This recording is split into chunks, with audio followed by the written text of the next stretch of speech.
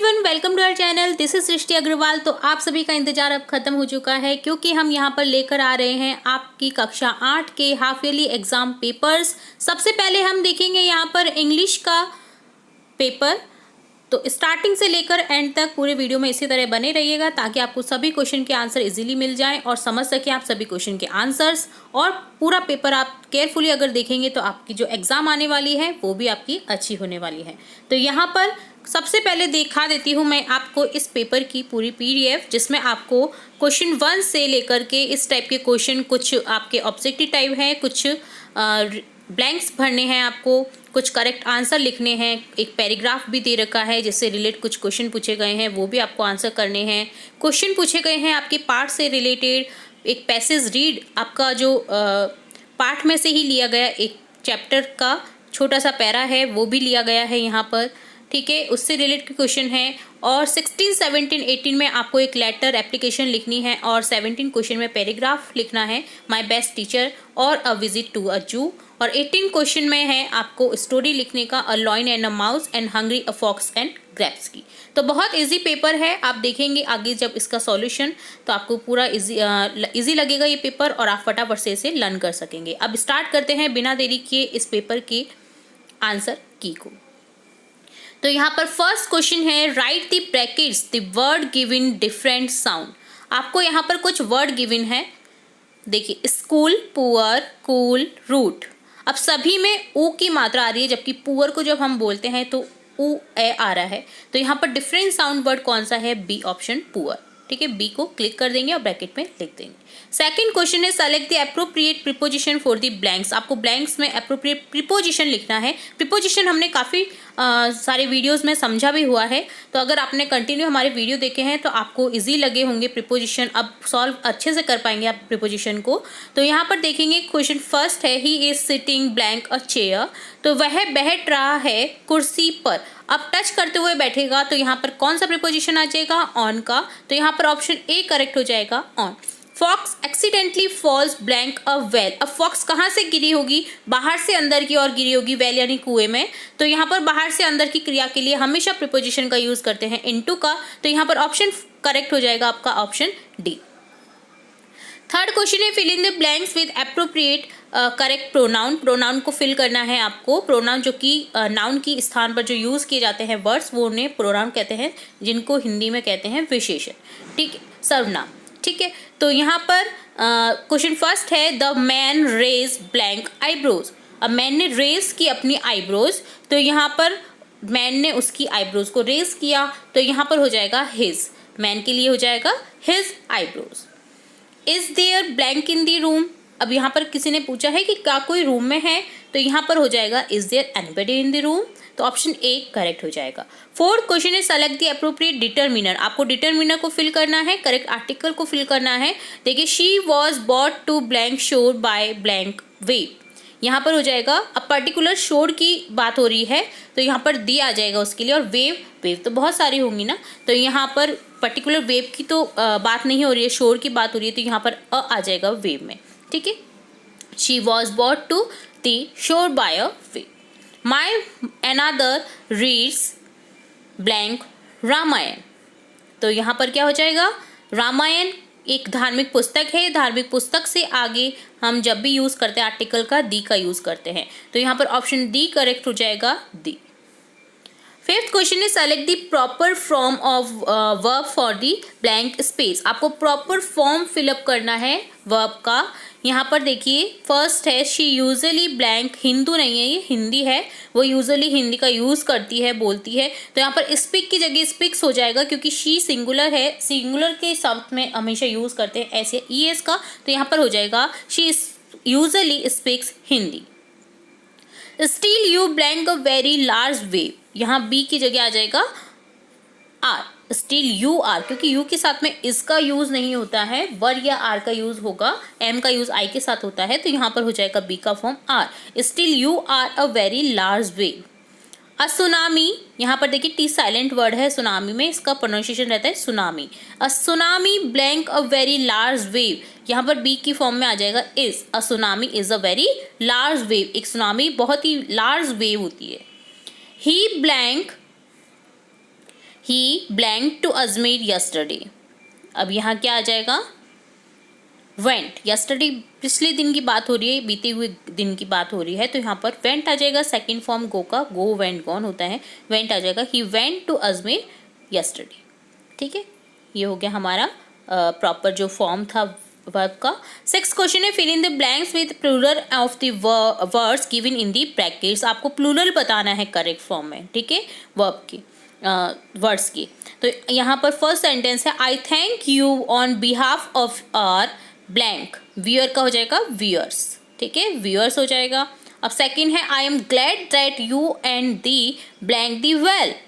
तो यहाँ पर हो जाएगा चिल्ड्रन। चाइल्ड का होता है प्लूरल चिल्ड्रन, चिल्ड्रंस नहीं होता है, चिल्ड्रन होता है। 7th क्वेश्चन है, right the opposite gender of each of the words. आपको अपोजिट जेंडर बताना है, ठीक है। तो यहाँ पर आपको अपोजिट यानी विलोम शब्द बताने हैं। 4 वर्ड्स हैं, लेडी, बुल, प्रिंस, मोर, ठीक है। तो लेडी का अपोजिट क्या हो जाएगा, लेडीज होता तो जेंटलमैन, GENTLEMEN होता। यहाँ पर लेडी है, सिंगल लेडी, तो यहाँ पर हो जाएगा जेंटलमैन। आप क्या लिखेंगे, GENTLEMAN, जेंटलमैन, ठीक है।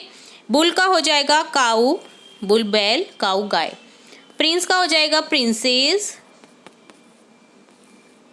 ठीक है। और मोर का हो जाएगा लेस, ठीक है। ये हो गए चारों वर्ड के अपोजिट। 8th क्वेश्चन है, opposite of each of the words. यहाँ पर भी अपोजिट बताने हैं प्रत्येक वर्ड के। यहाँ पर अपोजिट जेंडर बताना था, ठीक है, अपोजिट जेंडर, ठीक है। यहाँ पर अपोजिट जेंडर बताना था और यहाँ पर है opposite of each of the words. तो यहाँ पर हो जाएगा यूजफुल का यूजलेस, यूजलेस। अगली भद्दा ब्यूटीफुल हो जाएगा, BEAUTIBFUL, ब्यूटीफुल। सैड का हो जाएगा हैप्पी, खुश, सैड यानी दुखी, हैप्पी यानी खुश। हॉट का हो जाएगा कोल्ड, हॉट यानी गर्म, कोल्ड यानी ठंडा, ठीक है। चारों वर्ड के ये अपोजिट हो गए हैं। अब देखेंगे 9th क्वेश्चन, जिसमें question make new word by adding इव और नेस। आपको ऐड करना है, जहाँ पर आपको लगे इव वहाँ पर इव, और नेस का यूज लगे वहाँ पर नेस। तो कलेक्ट का हो जाएगा कलेक्टिव, COLLECTTIVE, कलेक्टिव, ठीक है। हैप्पी में हो जाएगा हैप्पीनेस, HAPP, यहाँ पर वाई हट करके आई हो जाएगा और NESS लग जाएगा, हैप्पीनेस। 10th है, write one word for the group of word given below. आपको वर्ड लिखना है ग्रुप ऑफ वर्ड का, एक word, one word. Piece of land surrounded by water, जो एक ऐसा पीस यानी एक ऐसा टुकड़ा जो चारों ओर से पानी से घिरा है, वो क्या होगा, वो भूमि क्या कहलाती है, island. A person who lives in a village, जो पर्सन गांव में रहता है वो क्या होता है, विलेजर, ग्रामीण। तो यहाँ पर हो जाएगा VILLAZER, विलेजर। 11th क्वेश्चन है, select the correct answer, blank का कम इन क्वेश्चन मार्क। यहाँ पर हम कभी भी किसी से पूछते हैं तो हम हमेशा मे का यूज़ करते हैं, मे आई कम इन क्वेश्चन मार्क, यहाँ पर मे लिख देंगे। सेकेंड है, आई blank swim when I was young, मैं स्विम कर सकता था जब मैं जवान था। तो यहाँ पर हो जाएगा पास्ट टेंस में बात हो रही है, तो यहाँ पर हो जाएगा could, I could swim when I was young. 12th question है, fill in the blanks using superlative form of the words given in the bracket. आपको सुपरलेटिव फॉर्म लिखना है, जो फॉर्म वर्ड्स का है उसका सुपरलेटिव डिग्री में लिखना है, ठीक है। तो elephant is the blank animal, यहाँ बिग दे रखा है, बिग का सुपरलेटिव हो जाएगा बिग, बिगर, बिगेस्ट, ठीक है। तो यहाँ पर हो जाएगा biggest animal, elephant is the biggest animal. Golu is the blank boy in the class, fat का हो जाएगा फैट, फैटर, फैटेस्ट। तो यहाँ हो जाएगा Golu is the fattest boy in the class, Golu अपनी क्लास का फैटेस्ट यानी सबसे मोटा लड़का है, ठीक है। 13 है, read the following passage careful and answer the question. तो आपको एक पैराग्राफ दे रखा है, आपको इसे अच्छे से रीड करना है, ठीक है। जैसे रीड कर करके भी मैं आपको दिखा देती हूँ पैसेज को। This is a true story about a poet called Kabir. Kabirdas तो आपने सुने होंगे, उसके बारे में बताया गया है यहाँ पर। Who was born more than 500 years ago, ठीक है। तो आपको कंप्लीट ये पैराग्राफ रीड करना है, इससे रिलेटेड कुछ क्वेश्चन पूछे जाएंगे तो आपको यहाँ पर आंसर करना है, ठीक है। अब देखिए क्वेश्चन देखते हैं, पैराग्राफ का आप रीड करें। एक क्वेश्चन है व्हेन वाज कबीर बोर्न, तो देखिए सेकंड लाइन में ही है Kabir was born more than 500 years ago. तो आप आंसर क्या लिखेंगे यहाँ पर, कबीर, कबीर से स्टार्ट करेंगे, कबीर के बारे में पूछा है तो कबीर, और यहाँ पर आ जाएगा यहाँ से Kabir was born more than 500 years ago, यहाँ तक आपका आंसर आ जाएगा, ठीक है। सेकंड बी क्वेश्चन है why did Neeru and Neema stop near the pool, वो नीरू और नीमा जो थे वो पुल के यानी तालाब के नीचे, तालाब के पास में क्यों खड़े हुए, क्यों रुके।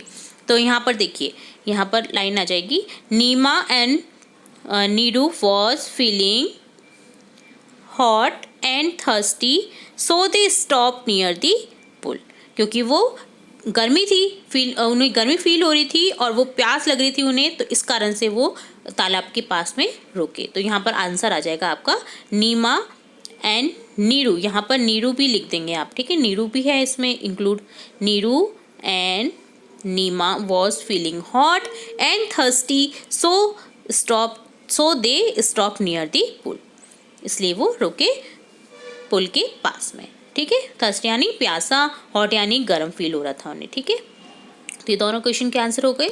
अब देखेंगे सेकंड का A, write one word for the following, तो आपको वन वर्ड लिखना है, ठीक है। तो a cart pulled by oxen, एक ऐसी गाड़ी जो पुल की जाती है ऑक्सन के द्वारा, बैलगाड़ी जिसे बोलते हैं बुल्लॉक कार्ट, ठीक है, ऑक्सन कार्ट भी बोलते हैं और बुल्लॉक कार्ट भी बोलते हैं। तो यहाँ पर इस तरह से बी लिख रखा है हमें हिंट के तौर पे, तो हम यहाँ पर लिख देंगे बुल्लॉक कार्ट, बैलगाड़ी जिसे आप बोलते हैं। बी है find out the word from the passage which is opposite to strong, strong यानी मजबूत, वीक यानी कमजोर, तो यहाँ पर हो जाएगा वीक।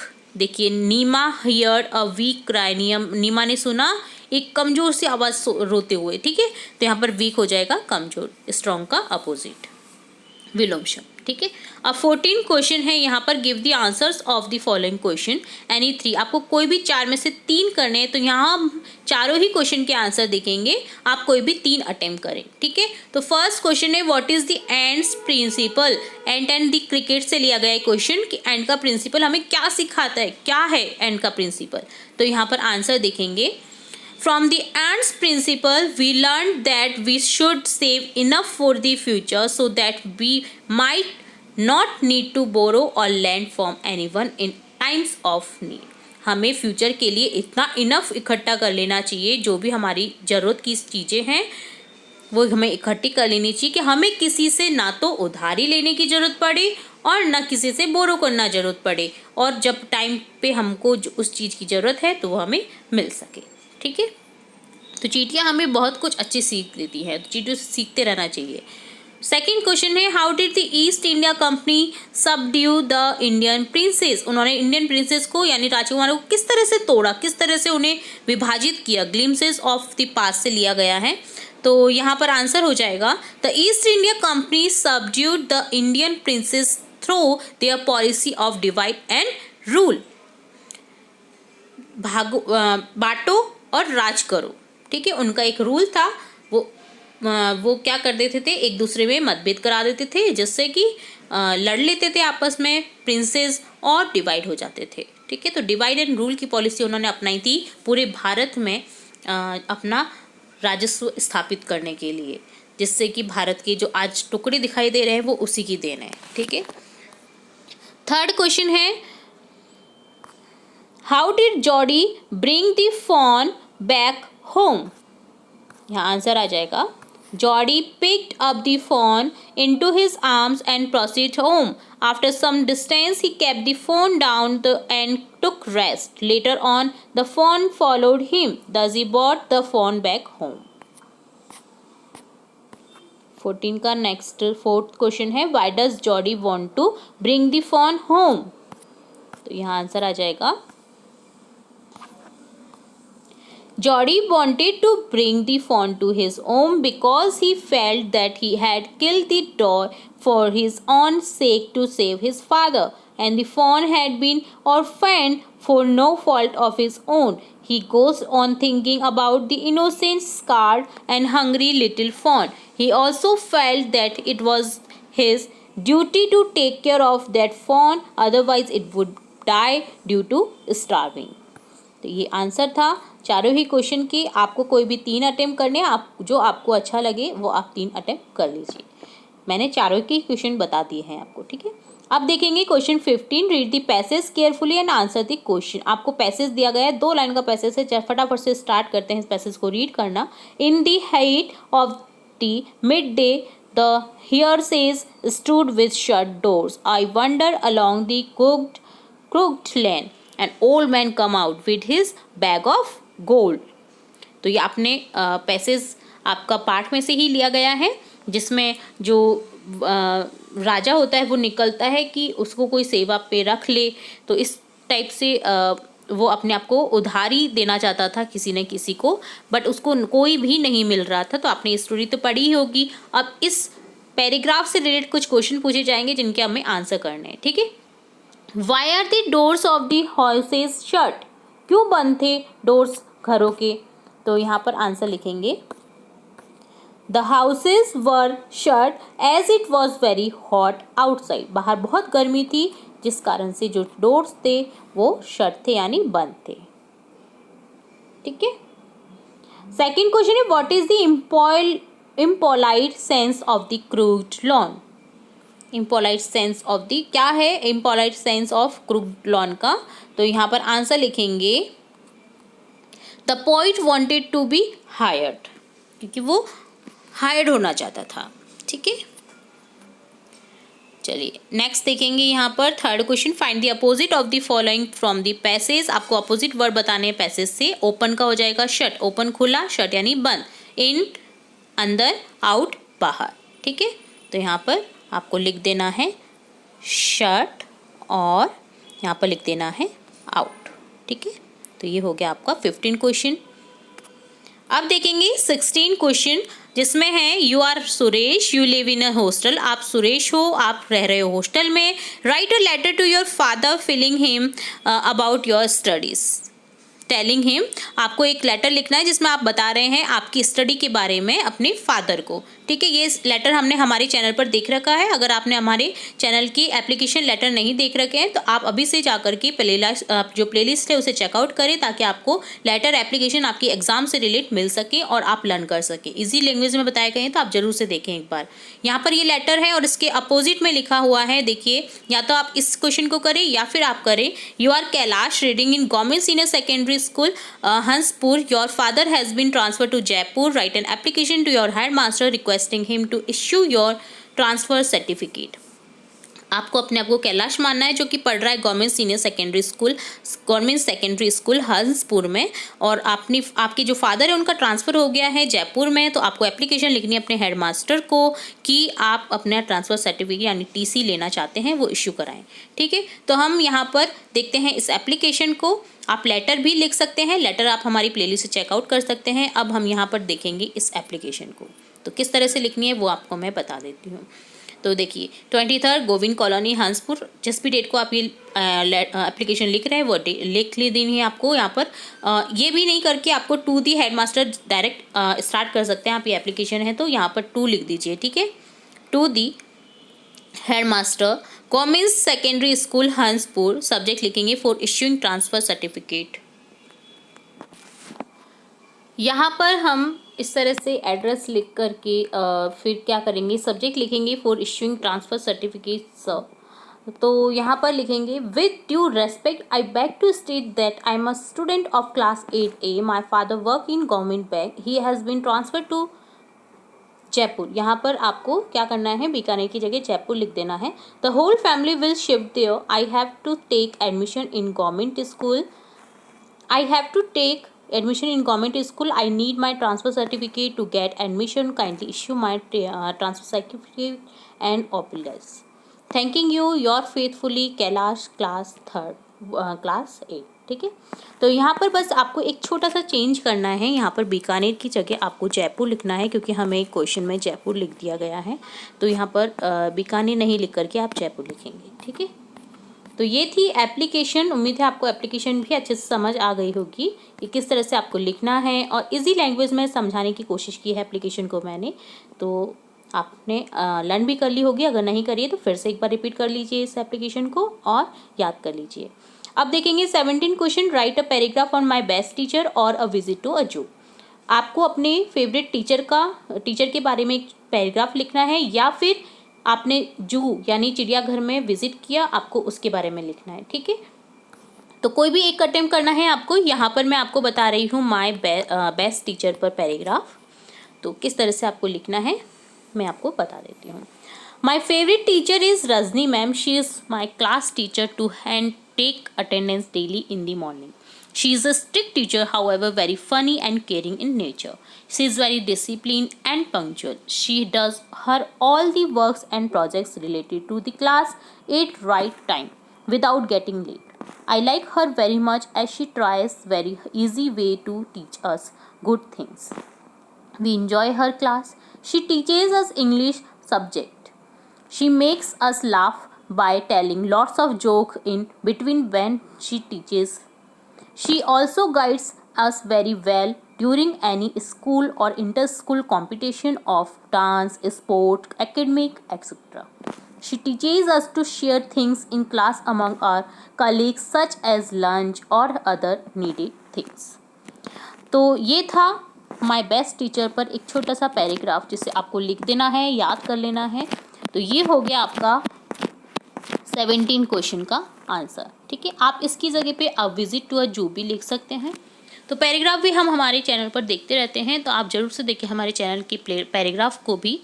जो प्लेलिस्ट है उसमें जाकर के आप देखें, हमने डिफरेंट टाइप ऑफ पैराग्राफ यहाँ पर बता रखे हैं। अब लास्ट क्वेश्चन देखेंगे इस पेपर का। Write a story on a lion and a mouse, जो कि हमने हमारे चैनल पर पहले ही देख ली है, और a hungry fox and grapes. तो अ लॉइन एंड माउस आप हमारी चैनल की प्लेलिस्ट से चेकआउट कर सकते हैं। स्टोरी जो प्लेलिस्ट का नाम है स्टोरी राइटिंग, जिसमें आप देख सकते हैं वो स्टोरी। और यहाँ पर हम देख रहे हैं a hungry fox and grapes की स्टोरी। आपने सुना ही होगा, एक भूखी लोमड़ी और अंगूर की। ठीक है, तो यहाँ पर हम ये स्टोरी देखने जा रहे हैं। आप अ लॉइन एंड माउस की स्टोरी आप हमारे चैनल की प्लेलिस्ट से चेकआउट कर सकते हैं। दोनों में से कोई भी एक अटेम्प्ट करना है, तो यहाँ पर देखते हैं इस स्टोरी को। A fox one day spied a beautiful bunch of ripe grapes hanging from a vine trend along the branches of the tree. The grapes seemed ready to burst with juice, and Fox's mouth watered as he gazed longingly at them. The bunch hung from a high branch, and the fox had to jump for it. The first time he jumped, he missed it by a long way, so he walked off a short distance and took a running leap at it, only to fall short once more. Again and again he tried, but in vain. Now he sat down and looked at the grapes in disgust.